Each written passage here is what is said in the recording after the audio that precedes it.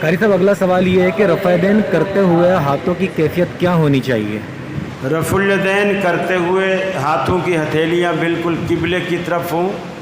اور نہ اپنی طاقت سے ان کو یوں ملائیں اور نہ اپنی طاقت سے ان کو یوں کھولیں، بس ایسے اٹھائیں، وہ خود بخود تھوڑی تھوڑی کھلی رہیں گی، اور ان کا رخ قبلے کی طرف ہو تو کندھوں کے برابر یا کانوں کی لو کے برابر تک، یہ دونوں طریقے درست ہے، آپ وہاں تک اٹھا سکتے ہیں، اس کا نام رفع الیدین۔ یہ اللہ کو آپ ہاتھ دکھاتے ہیں کہ یا اللہ میں تیری دربار میں خالی ہاتھ آیا ہوں، لیکن مجھے یہاں سے خالی ہاتھ نہ لوٹانا۔ اور یہ بھی ایک طریقہ ہے ہینڈز اپ ہونے کا، آپ ہینڈ اللہ کے پاس آئے اور آ کے آپ ہینڈز اپ ہو گئے، گویا آپ نے کھڑے ہوتے ہی یہ مان لیا کہ میں کمزور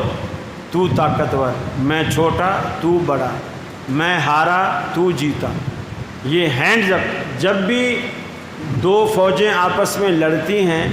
جو فوج غلبہ پاتی ہے وہ شکست خوردہ فوج سے کہتی ہے ہینڈز اپ، تو وہ سب سے پہلے اپنے ہتھیار زمین پہ ڈال کے ہاتھ ایسے کھڑے کر لیں، تو گویا آپ اللہ کے آگے ہینڈز اپ ہو جاتے ہیں۔ اللہ میں نے زبان سے بھی کہہ دیا اللہ اکبر، اور ہاتھوں سے بھی میں نے بتا دیا کہ بس سب کچھ طاقتیں تیرے پاس ہیں، میں تو ہار گیا۔